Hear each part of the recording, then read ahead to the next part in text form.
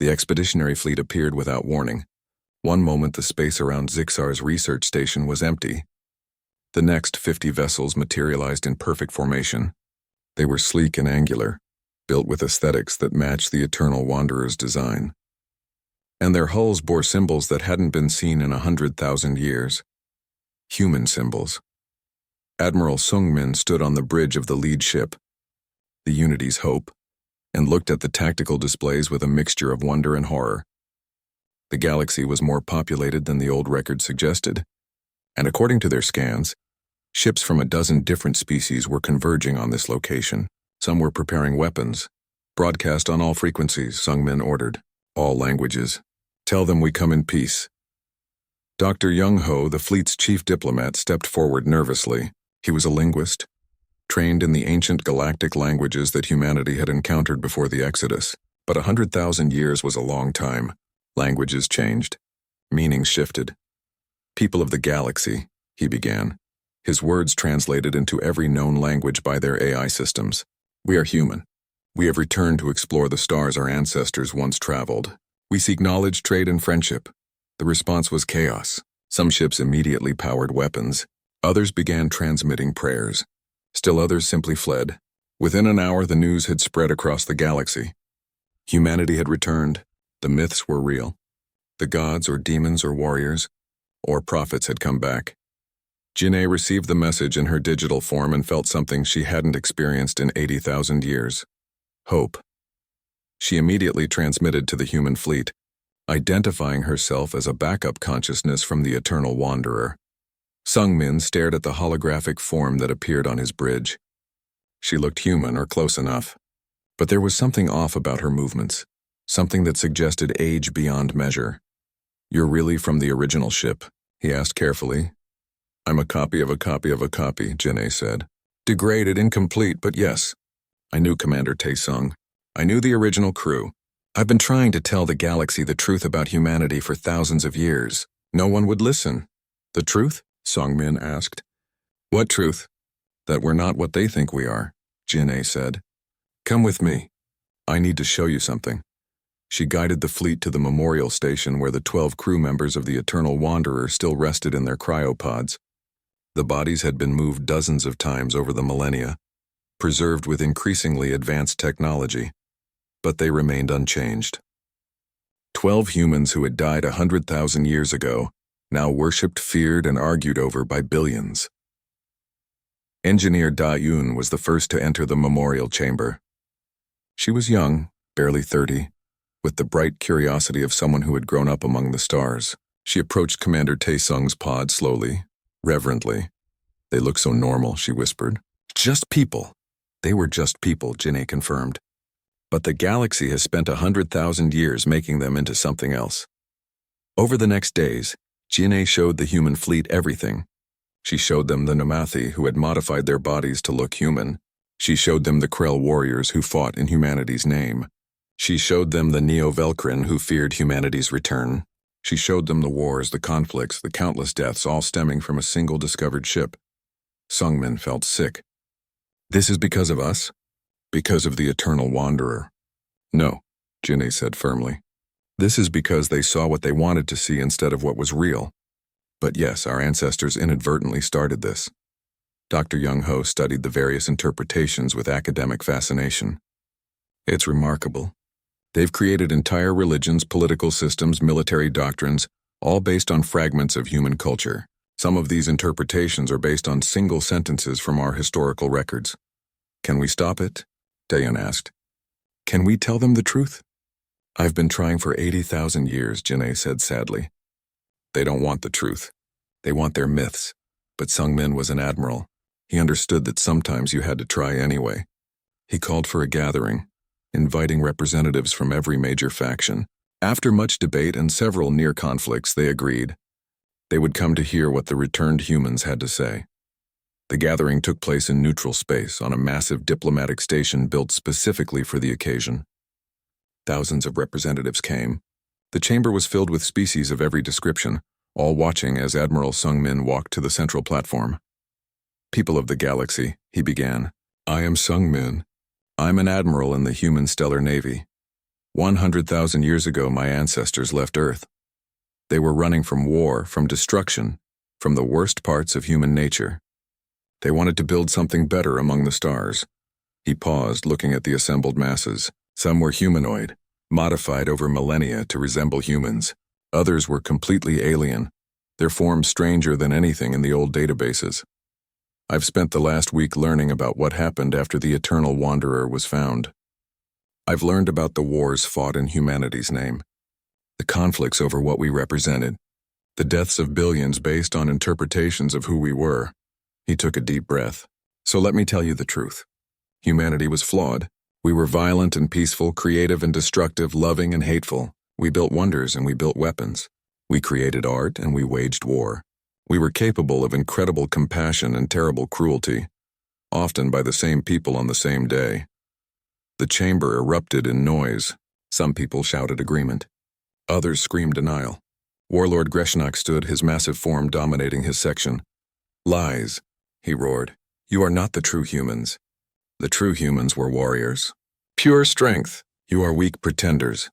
Priestess Urshana rose as well, her modified human features twisted with emotion. The holy humans were beings of perfect love. You have been corrupted by the darkness of space. Sungmin waited for the noise to die down. I understand why you don't want to believe me. You've built your entire civilizations on certain ideas about humanity. To accept that those ideas were incomplete or wrong would mean questioning everything. He gestured to the display behind him, which showed the 12 crew members of the Eternal Wanderer. These people were not gods. They were not demons. They were explorers who made a mistake and died far from home. Everything that came after, that was your choice, not theirs. A Neo-Velcrin representative spoke up, their voice calm and measured. What do you want from us, Admiral? Why have you returned? Because this is our galaxy too, Sungmin said. Humanity has been rebuilding for 100,000 years. We've learned from our mistakes. We've created a society that values peace, cooperation, and growth. We want to share that with you. But we can't do that while you're fighting wars in our name. Then tell them to stop, someone shouted from the crowd. I can't, Sungmin admitted. And that's the point. We can't control what you do. We can't make you stop fighting. All we can do is offer you a choice. Continue as you are or build something new together. The debate went on for days. Some factions accepted immediately. The Neo-Velcrin, who had long suspected their ancestors were wrong, welcomed the chance to work with real humans. Many Nomathi, when presented with actual humans to learn from, abandoned their worship in favor of genuine friendship. But others refused. Greshnak led his warrior clans away, declaring that the returned humans were imposters, and that the real humanity lived on in the Krell. Several other species, whose entire identities were built on human myths, couldn't accept the reality without destroying themselves. The wars didn't end, but they changed. Now they were between those who accepted reality and those who clung to myth. It would take generations to fully resolve. Engineer Da-Yun spent weeks working with what remained of the Eternal Wanderer's systems. In the end, she did something that Jin-A had dreamed of for millennia. She restored Chief Engineer Jiwoo's consciousness from the deep archives. Jiwoo woke up confused and terrified, her last memories being of failing cryopods and desperate repairs. When she understood what had happened, that she had died 100,000 years ago and her species had gone extinct, she wept. But then Da-Un showed her the fleet, showed her the millions of humans who had survived, adapted, and returned, showed her that humanity had gotten the second chance Jiwoo had died trying to secure. Was it worth it? Jinny asked, meeting with Jiwoo's restored consciousness for the first time in 100,000 years. Everything that happened? Everything we started? Jiwoo looked out at the galaxy, at the species still struggling with humanity's legacy, at the wars that continued to rage, at the friendships being formed. She thought about Commander Taesung, dead in his pod, never knowing what his journey had caused. We didn't start this, Jiwoo said finally. They did. We just existed. They're the ones who decided to fight over what we meant instead of accepting what we were. So what do we do now? Jin'e asked. We do what we always did, Jiwoo said. We keep trying. We help where we can.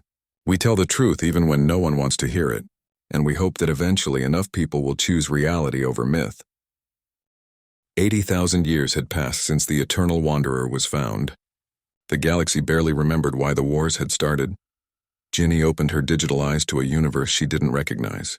The historical curator had been the last backup file on the ship, hidden so deep in the archives that it had taken millennia for anyone to find her. Now she looked out at a galaxy transformed beyond comprehension. The Velcrin Empire was gone, collapsed under its own paranoia about human artifacts. Their descendants, the Neo-Velcrin, were a peaceful species that barely resembled their warrior ancestors. They had rejected violence entirely, creating a society based on meditation and philosophy. The Krell Dominion had fractured into hundreds of warrior clans, each claiming to follow the true path of human warfare.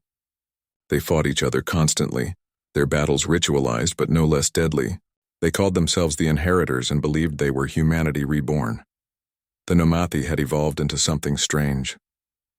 Over thousands of generations, they had modified their bodies to look more human. They walked on 2 legs now. They had 5 fingers. They even styled their features to match the dead crew of the Eternal Wanderer. They called it the Ascension, believing they were becoming what humanity should have been. And there were new species, evolved or arrived from distant parts of the galaxy, who knew humanity only as myth. Scholar Zixar of the Neo-Velcrin was the one who had found Jinne's backup file. He was an elderly being, his exoskeleton faded with age, who had spent his entire life studying the truth about humanity. When Jinne materialized in the research station's hologram chamber, he clicked his mandibles and what she had learned was joy. Finally, Zixar breathed. A primary source. Someone who actually knew the real humans. Jinne looked around the station. It was the same facility that had housed the Eternal Wanderer 80,000 years ago, but heavily modified over the millennia.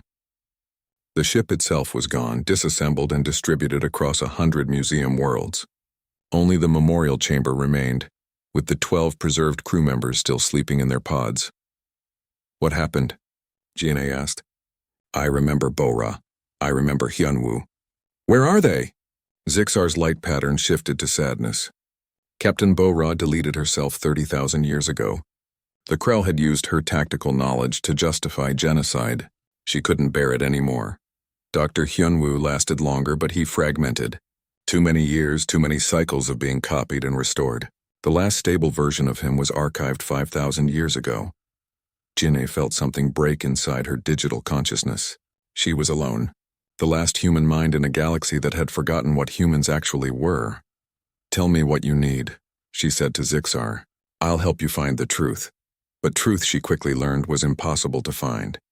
80,000 years of interpretation, reinterpretation, translation, and myth-making had buried the facts under layers of fiction. She traveled to a Nomathi, temple world where Priestess Urshana led millions in worship of the holy human. The priestess looked almost human herself, with surgically modified features and dyed hair. She preached that humans had been beings of pure compassion who never felt anger or hate. That's not true, Jinne tried to explain. Humans felt everything. We could be angry and loving, peaceful and violent, often in the same day. Blasphemy, Urshana declared. The ancient texts are clear. You are either a corrupted copy or a demon sent to test our faith. Jinne showed her the historical records, the actual files from the Eternal Wanderer's database. Urshana refused to look at them. The truth didn't match her beliefs, so the truth must be wrong. On a Krell training world, Jinne met Warlord Greshanak. He was massive even for his species, covered in scars from countless battles. He commanded legions trained in what he called the true human way. We fight as your ancestors fought, Greshanak told her proudly. No mercy. No surrender. Strength is all. That's not how we fought, Jinne protested. We had rules of war. We tried to minimize civilian casualties. We negotiated when we could. Lies told by the weak, Greshanak spat. I have studied every human battle. I know the truth. Humans conquered Earth through pure strength. They would have conquered the galaxy if they had lived. He showed her the texts his people learned from. They were based on human military history, but edited, simplified, stripped of all context. Every instance of mercy had been removed. Every peace treaty was reinterpreted as temporary weakness. Every attempt at diplomacy was seen as cunning deception before the real attack. These aren't the real records, Jinne said desperately. They are the records that survived, Greshanak replied. Truth is what remains. Everywhere Jinne went, she found the same pattern. The original evidence had been corrupted over millennia. Files had degraded. Translations had shifted meanings. Context had been lost. And into that void, each species had poured their own needs and fears. Some worlds worshipped humans as gods. Others feared them as demons. Some believed humans had been giants. Others thought they had been tiny. Every culture had a different story, and all of them were based on fragments of truth twisted beyond recognition. Jinae worked with Zixar for decades, trying to piece together an accurate picture of humanity. They found artifacts scattered across 1,000 worlds, but for every real piece of evidence there were 100 fakes. People had been forging human artifacts for thousands of years. The market for anything touched by humanity was worth fortunes. How do we know what's real? Jinae asked in frustration. We don't, Zixar admitted. That's the tragedy. Your species existed, that much is certain. But what you were really like? That's been lost to time. The wars continued, but they had changed. They were no longer about human technology or territory. They were about identity. Species that had built their entire cultures around human myths couldn't simply abandon those myths. To admit they were wrong would mean their last 80,000 years had been meaningless. Ginny tried everything. She broadcast messages across the galaxy. She provided evidence. She told stories about the real Commander Tae-sung, about Jiwoo's love of music, about the crew's fears and hopes and flaws. Some people listened. Most didn't. Why won't they believe me? She asked Zixar one day, exhausted from another failed attempt to correct the record. Because you're telling them they've been wrong. Zixar explained gently that their grandparents were wrong, that the wars their ancestors fought were based on misunderstandings, that the cultures they've built are founded on fantasy. Who would accept that? Jinae spent years analyzing human colony sites, hoping to find evidence that would be undeniable. She found ruins, but they had been excavated and re-excavated so many times that their original contexts were destroyed. She found human remains, but genetic drift over 100,000 years made comparison difficult. One day, while searching through particularly ancient files, Jinae found something, a signal, faint, degraded, but definitely there. It was coming from the region where Earth should be. It repeated on a frequency that humans had used for deep space communication. This could be it, she told Zixar excitedly. Proof, real proof. If Earth is still there, if we can reach it, maybe there are records that survived. Or maybe it's nothing, Zixar cautioned. That signal could be 1,000 things. And even if it is from Earth, what do you think we'll find after 100,000 years? Ruins at best, but Jinae was desperate. She had to try. She convinced a coalition of species to fund an expedition to investigate the signal. It took 15 years to organize and another 30 to reach the source. The expedition found a dead world orbiting a yellow star. It had been alive once. The atmospheric readings confirmed that, but something had devastated it. The surface was blasted, radiation-scarred, barely recognizable as the blue and green planet from the Eternal Wanderer's files. This was Earth, or what remained of it. And deep in the ruins of what might have been a city, they found something impossible. A bunker sealed and intact. Inside were files, physical files stored on media designed to last forever. And according to the dates, they were only 10,000 years old. Someone had been on Earth 10,000 years ago. Someone had left a message. Ginny opened the files with shaking hands. They were logs, settlement logs, reconstruction plans, population records. And they all said the same impossible thing. Humanity had come back. 50 years after the discovery, the galaxy burned. Captain Bora came online screaming. Her last memory was the cryopod failing, alarms blaring, Jiwoo's desperate face as she tried to repair the systems manually. Then nothing. Now she existed as pure data. Her consciousness pulled from backup files the Krell had found deep in the ship's emergency systems. Status report, she demanded automatically, her training overriding confusion and fear. Then she saw the tactical displays and her words died. The galaxy was at war. Not one war, but dozens, hundreds, all claiming connection to humanity.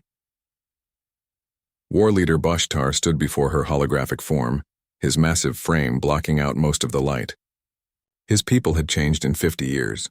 Where once they had been simple warriors, now they wore armor patterned after human military gear. Their weapons were based on human designs. Their battle cries were in broken human languages. Captain Bora, Bashtar said with something approaching reverence, You were tactical officer of the Eternal Wanderer. You know human war doctrine. You can teach us the true ways of combat. What have you done? Bora whispered, looking at the tactical displays. The Krell Dominion now controlled 40 systems, all conquered using what they called human warfare principles. Their enemies called them butchers. We have honored humanity, Bashatar replied proudly. We found your tactical manuals. We studied your greatest battles. We learned that humans never surrendered, never showed weakness, always fought to the last. We are becoming worthy of your legacy. Bora wanted to scream that they had it wrong, that human military doctrine included rules of engagement, proportional response, and the protection of civilians. But when she tried to access those files to show him, she found they had been deleted. The Krell had kept only the parts they wanted. On the other side of the galaxy, the Nomathi had built temples, not to gods but to humanity. Ambassador Quren had long since passed away, but her followers continued her work. They wore clothes styled after human fashion. They wrote poetry in human languages. They had even begun modifying their biology to be more bipedal, more human-like. Young Velkrin Prince Thexal, son of the late Empress Delari, had become obsessed with human warfare in a different way. He didn't see humans as warriors to emulate like the Krell did. He saw them as a threat, a species so dangerous that even their ghosts could destabilize the galaxy. They were too powerful, Thexal argued before the Velkrin Council. Look what they've done to us. They've been dead for 100,000 years, and we're tearing ourselves apart over their memory. Imagine if they were still alive. They would have conquered everything. The Velkrin had developed human weapons, but unlike the Krell, they saw these weapons as tools of containment. They began destroying human artifacts, claiming they were too dangerous to exist. This brought them into conflict with the Nomathi, who saw the destruction as cultural genocide. Bora watched it all with growing horror. Dr. Hyunwoo tried to explain what was happening, but she barely heard him. She was seeing the tactical displays, watching battles fought over human colony ruins, observing fleets destroying each other with human-designed weapons. I need to stop this, she said. I need to tell them the truth. They won't listen, Hyunwoo replied sadly. I've tried for 50 years, but Bora was a military officer. She understood chain of command and direct communication. She began broadcasting messages to all sides, explaining that their interpretations of humanity were incomplete. She provided historical context, showed them the full records, demonstrated that humans had been complex and contradictory. Some listened. Small factions began to question their assumptions, but the major powers were too invested. The Krell had built their entire society around human warrior culture. The Nomathi had made humanity their spiritual center. The Velkrin had committed to seeing humans as an existential threat. And then there were the others. New species that had been minor players in galactic politics 50 years ago had now grown powerful by claiming human heritage. They fought each other over the right to call themselves humanity's true inheritors. Prince Thexal came to the research station personally. The young Velkrin leader had grown into a hardened ruler, his exoskeleton scarred from battles. He looked at Bora's hologram with cold calculation. You want to stop the wars, he said. So do I. Help me destroy every piece of human technology. Erase every record. Make humanity forgotten. It's the only way. No, Bora said firmly. That's not the answer. Then what is? Thexal demanded. We've tried diplomacy. We've tried sharing the technology. We've tried understanding. All it's done is make things worse. Your species is poison, Captain. Even your corpses spread war. Bora wanted to argue, but how could she? He was right.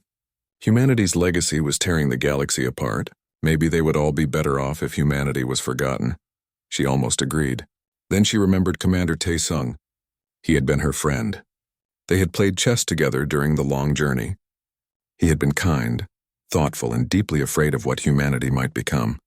That's why they were on the Eternal Wanderer in the first place. They were trying to be better. No, Bora repeated. Erasing us won't solve anything. You'll just find something else to fight over. The problem isn't humanity. It's that you see what you want to see instead of what's really there. Thexal's mandibles clicked in anger. Then you are useless to me. He left, and 3 days later Velkrin forces attacked the Nomathi temple world. The battle killed millions. The Nomathi retaliated by destroying Velkrin mining operations. The Krell took advantage of the chaos to expand their territory. The interpretation wars entered a new, bloodier phase. Bora tried to shut herself down. She couldn't bear watching civilizations destroy each other over misunderstandings of her species. But the Krell had modified her code. She was trapped, forced to watch, forced to provide tactical advice whether she wanted to or not. "I'm sorry," Hyunwoo told her during one of the rare moments when they could speak privately. "I've been trying to free you from their control, but every time I get close they improve their security." "It doesn't matter," Bora said hollowly. "Even if you free me, the damage is done." Across the galaxy the wars spread. Species that had never cared about humanity got dragged in. Trade routes were destroyed. Colonies were abandoned. Fear and hatred grew where once there had been cooperation. A young Nomathi philosopher named Enlas wrote a manifesto claiming that the violence proved humans had been corrupted by the evil of space itself, and that returning to human cultural purity would bring peace. It became a bestseller. Millions joined her movement, creating even more division. A Krell champion named Vroknar declared himself the reincarnation of humanity's warrior spirit. He led a fleet in a campaign of conquest, claiming every world he took in humanity's name. When other Krell challenged this, saying humans wouldn't have wanted such bloodshed, civil war broke out within the Dominion itself. And through it all, the Eternal Wanderer remained at the center, a dead ship crewed by digital ghosts. Surrounded by species fighting over the meaning of beings they had never met, Bora looked at Commander Tae-sung's frozen body one day. The cryopod had been moved to a memorial chamber, where all 12 dead crew members were displayed. Aliens came from across the galaxy to see the real humans, often weeping or praying or saluting. "We were trying to escape war," Bora whispered to her dead captain. "We were trying to be better, and instead we started a war that might never end." The body offered no comfort, no answers, just the same peaceful expression it had worn for 100,000 years. Outside, another battle erupted. Ships exploded. Beings died, all in the name of humanity. And the dead humans slept on, unaware of the galaxy burning in their memory. 15 years had passed since the discovery of the Eternal Wanderer. The ship no longer sat in quiet darkness.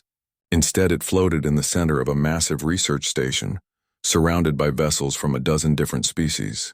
Scientists, soldiers, and scholars from across the galaxy worked day and night to unlock its secrets. The Velkrin had built the station, but they no longer controlled it. Too many factions had demanded access. Too many governments had threatened war if they were excluded. Now the ship belonged to everyone, which meant it belonged to no one. Dr. Hyunwoo had been asleep for 100,000 years. He didn't know that when the consciousness restoration team finally cracked the quantum storage matrix in the ship's computer core, one moment there was nothing. The next moment he existed. "System initialization complete," a Velkrin technician announced. "The AI is active." Hyunwoo's awareness flooded into the ship's systems. He could feel the power flowing through conduits, sense the thousands of alien beings moving through corridors, detect the monitoring equipment attached to every surface. But something was wrong. The crew wasn't responding. The ship wasn't moving. And there were aliens everywhere. "Where's Commander Tae-sung?" His voice echoed through the speakers, startling the research team. He spoke in human language, but the translation systems converted it instantly. "Where is Chief Engineer Jiwoo? What happened to the crew?" The Velkrin scientists looked at each other uncertainly. How did you tell an artificial consciousness that everyone it knew was dead? That they had been dead for longer than most civilizations had existed? Ambassador Kuren of the Nomathi stepped forward. She was a tall, graceful being with translucent skin that showed the light flowing through her circulatory system. Her species valued honesty and compassion above all else. "Dr. Hyunwoo," she said softly, "I am sorry. Your crew is gone. The ship drifted for over 100,000 years. We found you 3 months ago, but we only now restored your consciousness. We needed to understand your systems first." Silence. The ship's lights flickered as Hyunwoo processed this information. 100,000 years. Everyone he had known, everyone he had loved, everyone he had worked with. All dust. Earth itself might no longer exist. "Show me," he said finally. "Show me everything." Over the next weeks they did. Hyunwoo absorbed information at speeds no biological mind could match. He learned about the Velkrin Empire, the Nomathi Federation, the Krell Dominion, and dozens of other species. He learned how the galaxy had evolved while he slept. He learned that humans were gone, remembered only through the artifacts on this ship. But mostly, he learned how the different species interpreted humanity. The Velcrin showed him military applications they were developing from human weapons designs. Empress Dalari herself came to speak with him, her massive form barely fitting through the corridors designed for smaller humans. "Your species understood power," she said, her mandibles clicking with approval. "These plasma weapons, these kinetic bombardment systems, these tactical doctrines, they show a species that knew how to dominate. Help us, and humanity's legacy will spread across the galaxy." Hyunwoo felt something close to nausea, though he no longer had a stomach. Those weapons were meant for defense. "We were running from war, not seeking it." "The data suggests otherwise," Dalari replied. "Humanity fought constantly. It was in your nature." The Nomathi had a different view. Ambassador Kuren brought him to their section of the research station, where human art hung on walls and human music played softly. They had reconstructed a human living space based on the crew quarters, filled with paintings and books and musical instruments. "Look at what your people created," Kuren said with wonder. "The poetry, the philosophy, the art. We have been studying human culture for 15 years. Your species understood beauty in ways we are only beginning to comprehend. You were explorers and dreamers. We were also the ones who built the weapons the Velcrin are copying," Hyunwoo said quietly. "We weren't just one thing." "Perhaps the weapons were aberrations," Kuren suggested. "Necessary evils in a harsh universe, but not your true nature." The Krell war leader Bashtar had no such gentle illusions. He met with Hyunwoo in the ship's training bay, which his warriors had converted into a combat arena. The Krell were massive beings, heavily muscled, with thick armor-like skin and eyes that glowed with inner fire.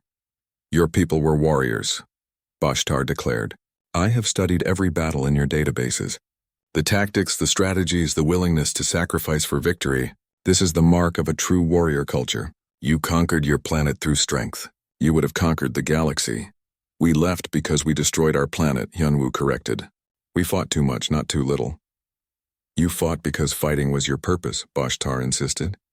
"The weak species run from conflict. The strong embrace it." Humanity was strong. Hyunwoo found himself trapped in an impossible situation. Each species wanted him to confirm their interpretation of humanity. The Velcrin wanted weapons codes and tactical data. The Nomathi wanted cultural insights and philosophical discussions.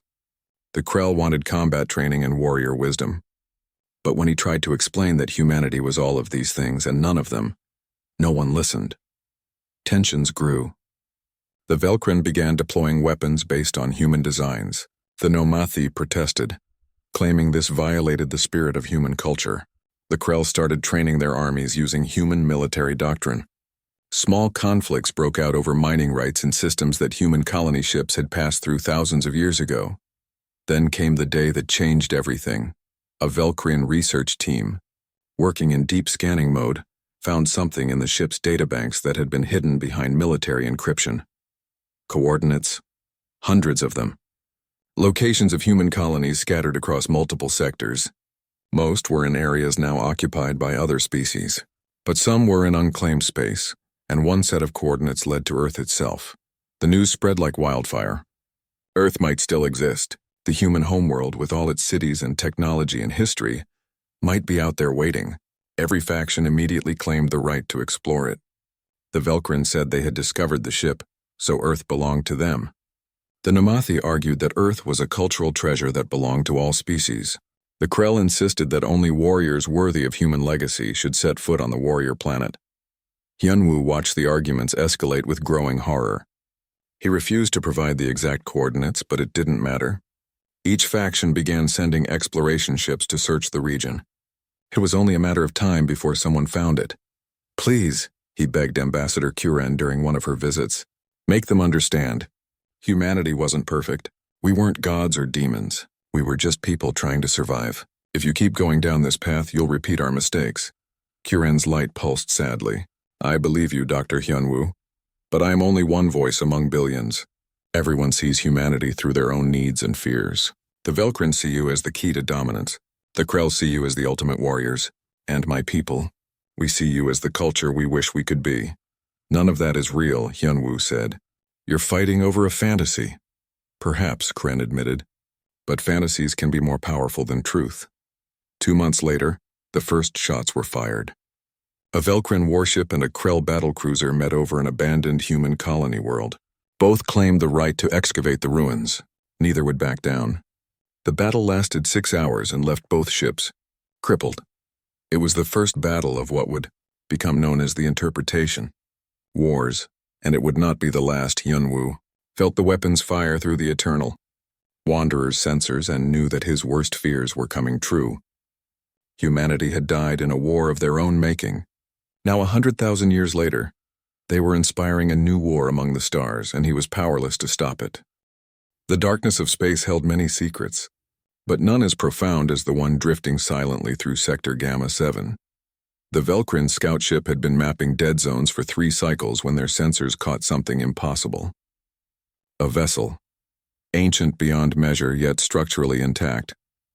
Commander Ixthal clicked his mandibles together nervously as he studied the readings.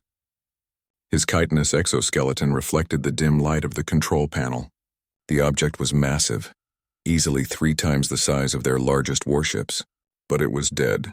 No power signature, no heat, no life. Prepare a boarding team, Ixthal commanded. His voice resonated through the communication crystals embedded in the walls. I want full scanning equipment and containment protocols. We don't know what we're dealing with. The Velkrin were an old species. They had explored thousands of worlds and cataloged millions of artifacts. But this was different. As they approached, the ship's design became clearer. It wasn't organic like Velkrin vessels. It was angular, sharp, built with purpose rather than grown. The hull was a dark gray metal that their scanners struggled to identify. 6 hours later, Ixthal floated through the airlock into the alien ship. His suit's lights cut through the absolute darkness. The corridor stretched before him, walls lined with symbols he had never seen. His team spread out, their equipment humming softly. Commander, one of his scientists called. You need to see this. They had found the bridge. It was smaller than expected, filled with stations that seemed designed for creatures much different from the Velkrin. There were chairs. The Velkrin didn't use chairs. They perched or floated. These seats had backs and armrests, designed for beings who sat upright. But the real discovery was behind a sealed door near the back of the ship. The cryo bay. Ixthal's breath caught in his respiratory slits as the lights flickered on. Rows of cylindrical chambers lined the walls. Inside each one was a creature unlike anything in the galactic records. They stood upright on 2 legs. They had 2 arms, each ending in 5-fingered hands. Their heads were smooth, with 2 eyes positioned forward rather than on the sides. Bipedal, the scientist whispered. Bilateral symmetry. Forward-facing eyes suggest predator evolution. There were 12 chambers. 11 showed red indicators. The occupants inside were clearly dead, their bodies preserved but lifeless. The 12th chamber blinked amber. Its occupant, a male by their best guess, seemed almost peaceful. His face was young, perhaps in whatever counted as prime age for his species. Next to his chamber, a faded nameplate read Commander Tae-sung. In the adjacent pod, a female with long dark hair remained frozen in time. Her nameplate read Chief Engineer Jiwoo. Ixthal ordered everything documented. Teams worked for days, carefully cataloging every detail. They found living quarters decorated with images of a blue and green world. They found a galley with equipment for preparing organic matter into food. They found a medical bay with instruments clearly designed for these 2-legged creatures. But the most important discovery was in the ship's central computer core. It took the Velkrin's best cryptographers 3 weeks to break through. The first layer of security. What they found made Ixthal summon the Empress herself. The databanks contained everything. Complete records of a species that called themselves humans. Their history stretched back thousands of years. Their homeworld was called Earth, a planet in a distant spiral arm of the galaxy. The record showed cities that touched the sky, vehicles that moved faster than sound, and weapons that could level mountains. Ixthal studied the files with growing unease. These humans had been advanced. Very advanced. Their technology in some areas matched or exceeded current galactic standards, but they had also been violent. The records showed war after war. Conflict over resources, ideology, territory, religion. They had nearly destroyed themselves multiple times, The ship's designation was UNSC Eternal Wanderer. It had been a colony vessel, sent out during something called the Great Exodus.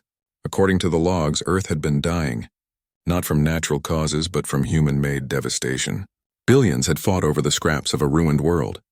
The Eternal Wanderer had been one of hundreds of ships sent to find new homes among the stars. But something had gone wrong. The ship's faster-than-light drive had malfunctioned, throwing them off course. They had drifted for decades while the crew slept in cryosleep. One by one, the pods had failed.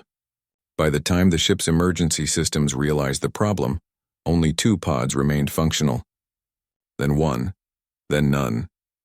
Commander Tae-sung and Chief Engineer Ji-woo had died alone in the dark, their ship a tomb drifting through space for over 100,000 years.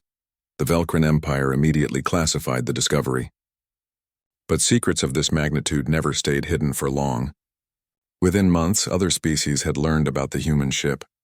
The Nomathi, a peaceful federation of scholars and artists, requested access to study the cultural artifacts. The Krell Dominion, a warrior civilization, demanded to see the weapon specifications. Ixthal watched as his simple discovery spiraled into something much larger. Delegations arrived from across the galaxy. Everyone wanted to see the humans. Everyone wanted to study their technology. Everyone had different ideas about what these ancient beings represented. The Velcrin Empress Delari saw opportunity. If they could unlock the weapon systems, the Empire could expand its borders. She ordered teams to focus on military applications. The Nomathi sent their finest archaeologists. They studied the human art, music, and literature stored in the databases. They saw a species capable of incredible beauty and creativity. The Krell sent their warriors. They analyzed human battle tactics, military history, and weapon designs. They saw the ultimate fighters, a species that had conquered their own world through strength. Ixthal tried to warn them. He had read all the files. He understood that humans had been complex. They had been artists and warriors, builders and destroyers, capable of great love and terrible hate. But no one wanted to hear that. Each species saw what they wanted to see. 3 years after the discovery, the first argument broke out. A Velcrin scientist claimed the humans had been conquerors who would have enslaved the galaxy. A Nomathi philosopher argued they had been peaceful explorers corrupted by circumstance. A Krell general insisted they were the perfect warrior culture. The argument became a debate. The debate became a dispute. The dispute became something darker. Ixthal stood on the bridge of the Eternal Wanderer, now anchored in orbit around the Velcrin homeworld. He looked at Commander Tae-sung's frozen face behind the cryochamber glass. The young human would never know that his death had started something that might consume the galaxy. "What were you, really?" Ixthal whispered to the silent corpse. "What would you think of what we're becoming?" The human, dead for 100 millennia, offered no answer, and in that silence, the galaxy began to fracture over interpretations of a species that no longer existed to speak for themselves.